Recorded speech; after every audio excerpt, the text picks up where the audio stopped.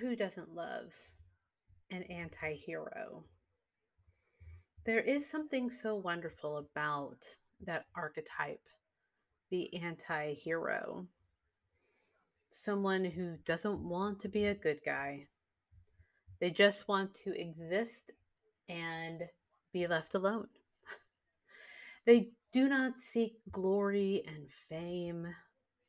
They do not seek society's expectation of normal. They just want to be. But generally, in most stories, movies, songs, books, that anti hero is thrown into a situation where they are forced to make the hard decisions. Sometimes it's showing grace and mercy where others do not. Other times it's demonstrating the true brutality of humanity when others are too scared to face it. This this is Jade Fury.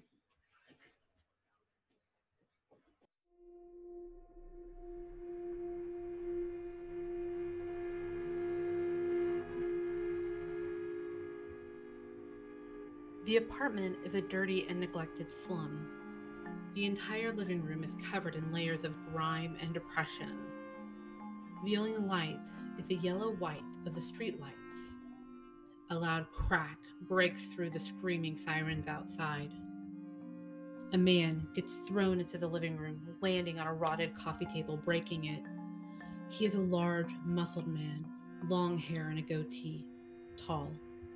The thug groans as he rolls onto his stomach. You bitch. I'm gonna fucking kill you, and then I'm gonna kill whoever the fuck hired you. Shot from the eye level of the thug. A pair of sneaker clad feet walk into the scene. Slow pan up, show legs wearing loose jeans. And then further up, a well worn fitted leather jacket. A hood is pulled up to hide the face of the attacker. Their hands are deep in the pockets of the jacket. An annoyed feminine sigh escapes as the hood is pulled back to reveal an older Jade. She's in her mid 20s. She has faded pink hair, dark roots of her hair showing, length cut short, simple, unremarkable features that look bored and tired. She is small and willowy, but has tight corded muscles. I doubt that. Just stay away from Boss Macklemore's territory and you'll be fine. The thug moves around, trying to get to his feet. Jade, pinching the bridge of her nose. Listen, asshole. I am tired and need to get home. Stay down, because I'm not in the mood to break your leg. I'm not afraid of some old man, and I'm not afraid of some punk ass bitch like you. The thug staggers to his feet, fist raised. He screams in defiance and charges. Ah, Jesus H. Christ on a goddamn crash. Fine, fine.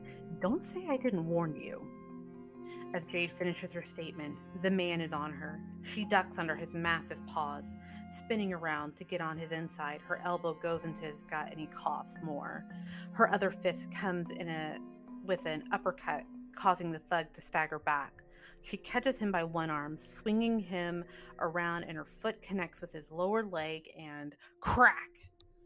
Ah! I didn't want to do that, but you gave me no choice. Here's some advice. Do yourself a favor and stay low for a while. Jade drops the man whimpering. But I think you should take Boss Macklemore's advice too, and just get out of Detroit, because the other bosses won't be as generous.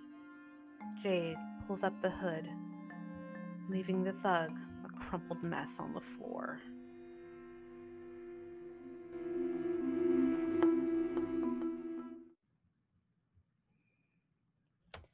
Jade Fury was a name me and my coworkers came across years ago. That's all it was, just some person's stranger's name written on paper. But when we looked at it and we said it real slow, we knew it was a superhero name.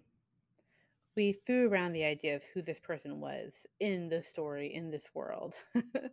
Like she was from everywhere and nowhere.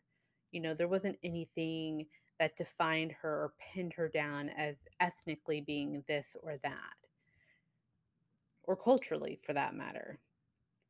She was just a ghost, but she was strong. She was a badass. And she would stand apart from the stereotypical heroes. The name just hung out in my head for a while. I turned over and over again. A world for Jade Fury wanted to be created. And it wasn't until the US 2016 presidential election that Jade Fury's world started to take shape in my head. I was also watching a lot of those Netflix Marvel shows. At first, I wanted to create a novel, but the story kept wanting to be written as a screenplay. I found out a long time ago, for myself at least, that the story will be created how it wants to be. Characters will go where they want to go, they'll say and do things that they generally want to do. You can try to shoehorn a tale into place, but more than likely, you're not going to like it at all when it's said and done. I tend to be a stream of consciousness writer. I'm terrible at writing an outline. So generally, the thoughts come out, the worlds are created. I put a part of myself in the stories. Luckily, I found this online screenwriting program called Celtics. Hashtag not sponsored, by the way. Because most screenwriting programs you got to pay for. And, I was lucky I found this. It was perfect for what I needed. So I just downloaded it, made an account, and I just dumped my brain out, creating some of my favorite characters and dialogue ever.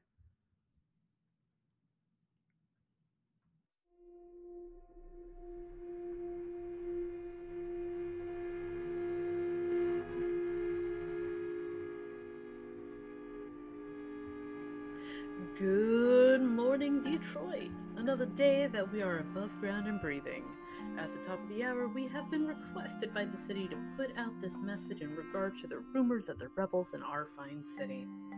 They wish to advise the public that they are aware of the situation, and now that these revolutionaries, so like to be called, is nothing more than a handful of people who wish to disrupt the calm and peace that Drumpf has found for us by spreading lies and whispers.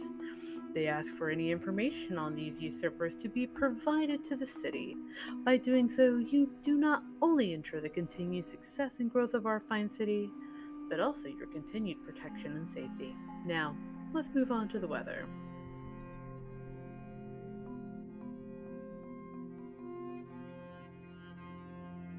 Interior, Capitol Building, Drumpf's office.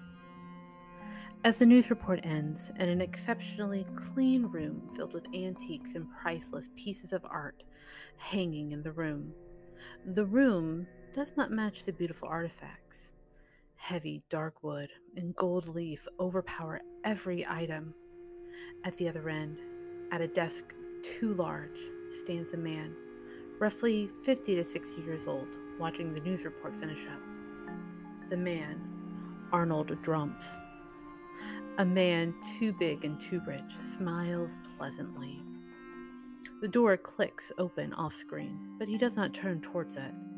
His eyes are still on the screen. The woman on the phone, Blythe, enters the room, her heels on the plush carpet, a hollow knock as she moves forward. What is it, Blythe? There's been a development. Footage of a possible vigilante? Could be one of the orphans. Good. Get Jasper on it. Blythe pulls out her phone she was just talking on, quickly typing the information on it and sending a text. Mr. Trump, you have an appointment with City Hall officials. Ugh, those self righteous assholes. They keep the semblance of the masses actually having a voice. Prevents uprisings and civil unrest. Drumpf laughs as he walks out of the office. Blythe follows a short distance away. Those idiots aren't doing anything to calm that new group. What do they call themselves? The Wild Ones, sir. Yes, the wild ones. What kind of bullshit name is that? Rumpf is still laughing as him and his assistant enter the elevator and the door closes.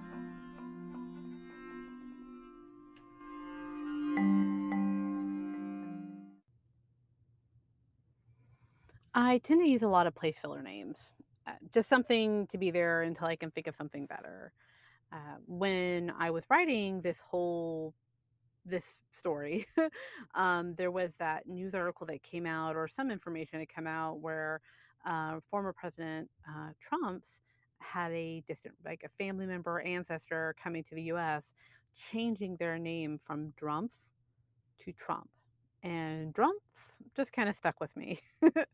you know, in fact, there's a lot of names in this story that were intended to be place fillers, but eventually just stuck. They fit the characters. Like Barb and Tina, the women who find Jade as a runaway from a secret facility as a teenager. Their names come from an inside joke between me and one of my friends at work. Boobs McGee and Tina Titman, attorneys at law. No, of course, I changed boobs to Barb. And there's a young boy that Jade befriends by the name of Aziz. And that name came from that opening scene in The Fifth Element where the old archaeologist yells, Aziz, light! But as these characters developed, those names stuck. Like they fit those characters. And though I know Drump fits this character that I have created, this villain, the antagonist, one of the antagonists, anyways, I know at the end of the day, I cannot keep this. Like, I'm going to have to change it for, clearly for legal reasons, probably. But names for heroes and villains, and, they're a dime a dozen. But to be able to find one that fits so perfectly with a developed character can be a little difficult you know I wrote this character with the former president in mind, because let's not forget, like, 2016, in my anger, frustration, emotions. you know the words that instantly pop into my mind for Trump is opulent, crude, corrupt. He just smart enough of a con man to be dangerous. Trump is like a real life cartoon villain sometimes, but I like my villains like less cartoony, a little bit more complicated.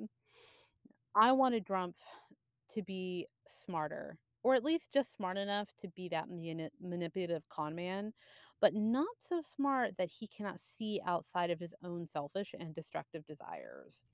There's a blind spot there for him, and it's just locating that blind spot. That's the story, right? And in bringing down a villain, they have eyes everywhere, fingers and everything, just watching everything around them, but there's always a blind spot.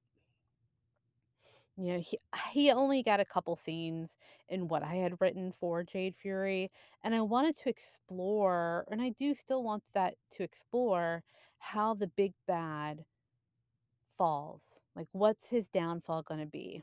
Because trust, there is one. There's always a downfall. But who's going to bring it down? Will it be Jade directly? Will it be through actions that Jade um does that causes a domino effect to bring him down, to free the city? You know? Who really knows? Who knows? Never got that far, unfortunately. As I reread what I had written so far, I could see literally how frustrated I was. You know, maybe, like I said, maybe a little angry. You see the world around you just burn, like everything's burning. personally in my life, it was crazy to see how easy it was for people to fall for like a literal fucking con, you know. People in my family, you know. I felt like Magato and Zoolander just yelling, "Am I taking crazy pills?" You know, and I do what I always do. I bundled up all that frustration and all my emotions and I just dumped it into this story, this world of Jade Fury. The best dystopians, for me, are set in the familiar. It makes it easier to suspend my belief and accept the reality of these kinds of stories. You know, so we have some semblance of order through crime bosses, right? So the crime bosses running separate districts for the city, and the bosses have to play nice with Governor Trump to be able to have that access, to have that power. Now, I enjoy complicated worlds and characters. Now, Jade is working for these crime bosses at the same time, trying to navigate and hide her own identity. You know, her identity of being a runaway from a secret facility that is doing experiments on kids, you know, like super soldier shit. And you know, I had to we have to have a, we have to have a foil, you know. I need a foil for Trump. So we have all this going on, but I needed another character for Trump, someone to sort of mirror, like another leader type character. And I came up with this character, you know, called Sanderson. I'm sure you can guess where this came from, right? I mean, yeah, I have a Madam President. But Madam President is she's an offshoot, you know? She's just this voice on a phone that we don't get to really interact with, you know? But the local a rebel of Sanderson, you know? He's the resistance leader. And just like Sanders, the rebels in this tale put the man on a pedestal, right? He's above us all. He's so enlightened. He'll lead the way. And I do honestly like Bernie Sanders. I think he has good ideas. I can actually, help this country out. But I feel what is lacking for Bernie Sanders are the people actually committed to his cause. And most Democrats don't like the man in general because he does challenge the status quo, you know. But for Jade Fury's world, Sanderson, though familiar to Bernie in many ways, knows that he needs people to be pawns, you know. He needs the band of rebels called the Wild Ones to get their hands dirty while he plots in the shadows. You know, it's that foil for Drumpf. Yeah, Drumpf is a corrupt leader who is pulling strings and working with crime bosses and really doing horrible shit. And we do have Sanderson, our, kind of Bernie Sanders inspired character, sitting back and he's doing the same thing. You know, is it for the greater good? You know, is there such a thing as a greater good? And I know I keep saying this, going back and rereading through Jade Fury and constantly rereading it for this podcast episode. I could tell the point where I was exhausted with the world, and it absolutely reflects right near the end where I stopped writing.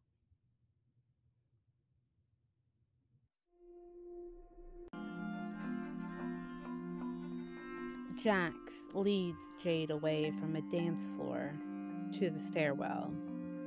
The music is muffled as they move down a level and through a narrow corridor. Deep breath in. Jax steps in front of a door, opening it into a large conference type room. In the conference room, Jax and Jade are met with silence. There are 8 to 10 people, varying in age and ethnicity and sex. But there stood Byron Sanderson, 60 to 70, white haired and spectacled, leader of the Wild Ones.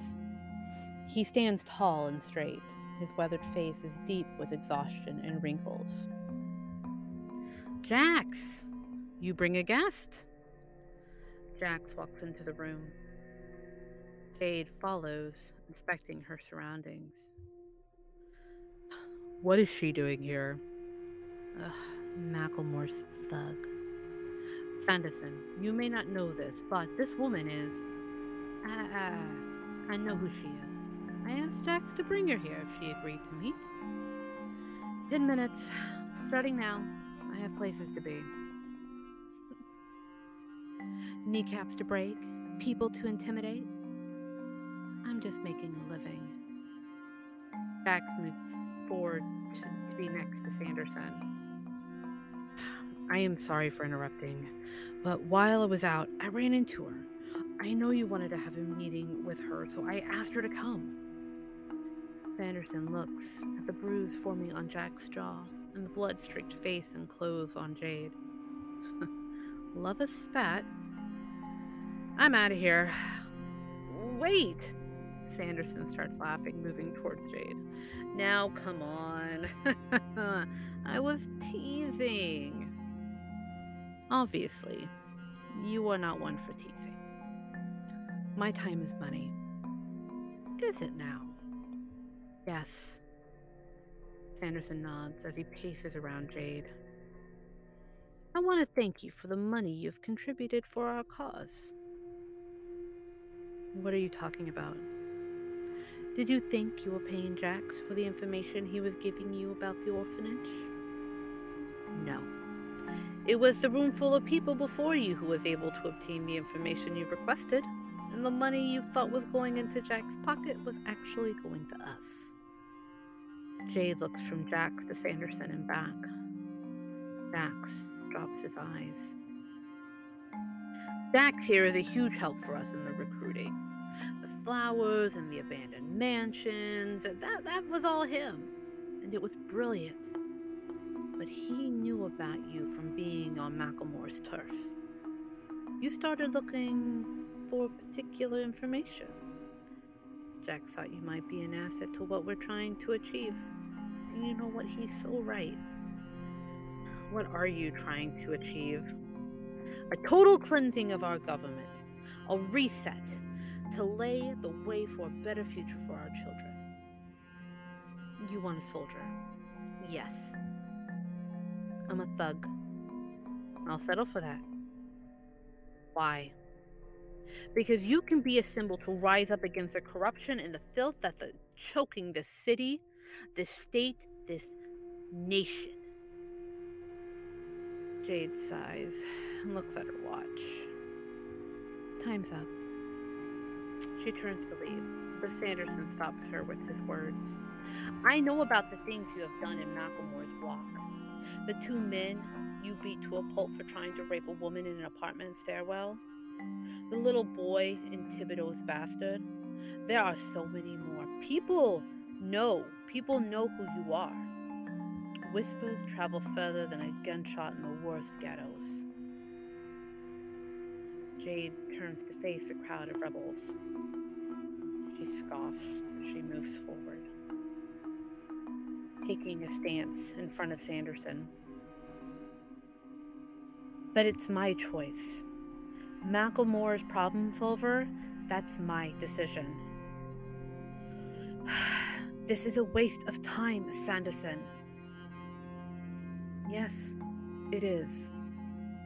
Jade turns her back on the collective, walking towards the exit. She stops briefly by Jax. Don't contact me ever again. Wait! You know what you are? You are nothing more than a disposable hero. Sanderson moves away from the other resistant members. He looks at her with casual disdain, hands deep in the wrinkled pockets of his pants. You are expendable. You were made in that orphanage to be nothing more than a vessel for a killing machine. You were meant to be wasted away on the killing fields, so don't come to me with your sanctimonious bullshit thinking you are better than me, because you're not. You're nothing but a vapid, empty shell waiting to sign some poor asshole's death warrant. Jade looked at the crowd in front of her, each in turn, before her own smug smile danced across her face, laughter bubbling out, dark and unforgiving.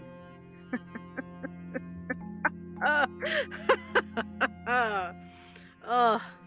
Friendly advice for you, Jax. Get away from these assholes. If I'm expendable, what does that make you, errand boy? Jax doesn't respond, just holds his head up high and meets her eyes. No further words needing to be said, Jade leaves the Wild Ones. Sanderson clapping Jax on the shoulder congratulatory. Jax looks at the hand and then to the door where Jade is leaving through.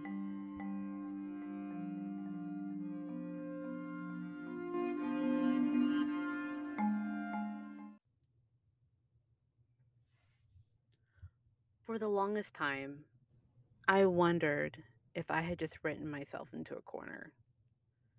I wondered over and over and over again why I felt stuck with this story. And while rereading the script for this episode, I realized what it was. I started writing this in a flurry of emotions over the political climate in 2016 and on. When I got to the part where I was writing Sanderson's lines, I felt broken and betrayed by America's two-party system. Because let's be real, America is clearly a failed experiment. I'm only speaking for myself that when I write, I am dumping out of my brain whatever the characters want to say or go through. My characters, or subconscious, whatever, showed me that at a time for trusting politicians was gone. Even the ones that we think are the best out of the bunch. Like, you can't trust them. For far too long, we allowed ourselves to be either this or that, one or the other, good or bad. But life is more than just two choices. We are complicated creatures and we refuse nowadays to look at anything with any kind of nuance. We allow ourselves to be radicalized to one extreme or the next. We are given promises of the return to the way things used to be, or the promise of better times to come. These directives are driven by the people on the front lines, not by the rich and powerful. Don't get me wrong, I understand that money is always needed for a revolution. You gotta fund revolutions. But those who fund the movements should take a back seat and let the everyman lead the charge. But that's not what's happening. We are selling ourselves to the highest bidder. Oopsie doodles. I think my communist tendencies are showing there. Anyways. The reason I stopped where I did was because I realized that through all my fury and frustration at the injustice, my emotions were tapped. I was exhausted from my overly conservative family. I was exhausted from my liberal and democratic friends. I was just tired and needed to disconnect. And unfortunately, part of that was leaving Jade Fury to the vault. What I learned from this whole experience is that I need to be careful about how much I dump myself emotionally into a story. Yeah, on the surface, it's an anti hero dystopian, but deeper down, it's about hope and what hope looks like in a world where it feels like everyone has given up and how hope looks different for everyone. For Jade, hope was found in any means necessary, whatever it took to find her memories and to keep her adopted family protected. Hope is powerful.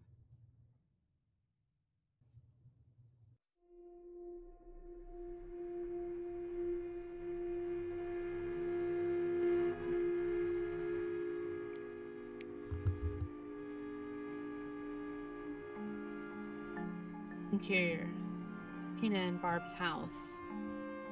Kitchen, evening. Aziz sits at the table while Tina finishes cooking. Barb comes in fixing her ponytail, dressed in her medical scrubs, ready for work. Aziz's puppy scampers around the floor, playing with an apple core. All right, I'm out. See you in the morning. Giving Barb a kiss on the cheek. Be careful. You be careful. I'll be fine. I have some new protectors. Aziz sits straight up and nods. Hey, I'm trusting you, little man. Got it? Yes, ma'am.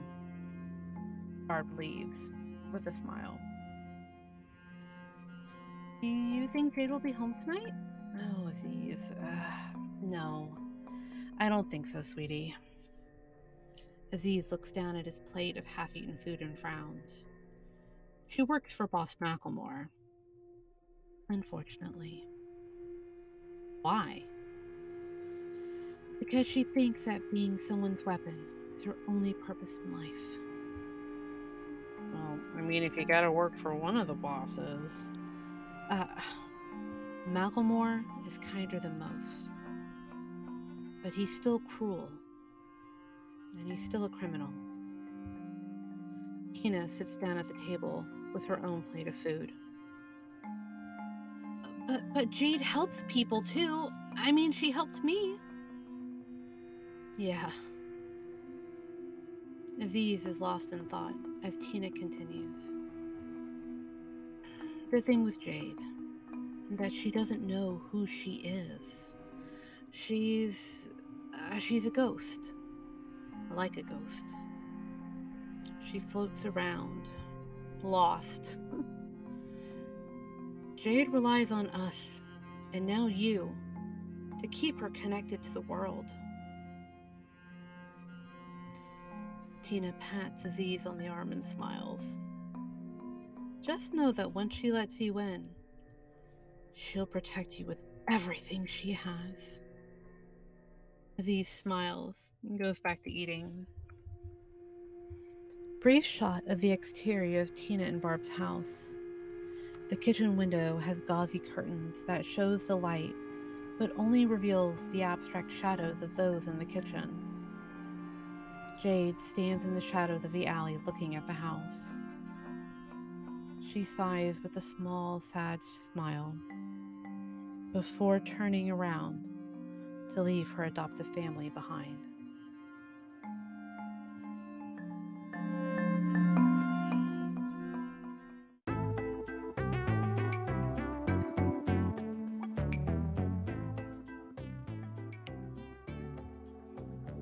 Where do we go from here? Right. Does Jade Fury get a revisit? I think so. But perhaps with some changes. How I feel now in 2022 versus how I felt and even who I was in 2016 and 2017 are different. Not that I took a complete 180, but I have better ways of processing my emotions, how to get my feelings out without draining myself completely. I have grown as a woman in this world, and it's darker than it was in the past. Though the darkness is more out in the open, so is the light. The light of hope that pushes back against those who try to snuff it out. It's not all peace, light, and love and anything like that. The light of hope is stronger. It's more brilliant, more fierce. It's not gentle.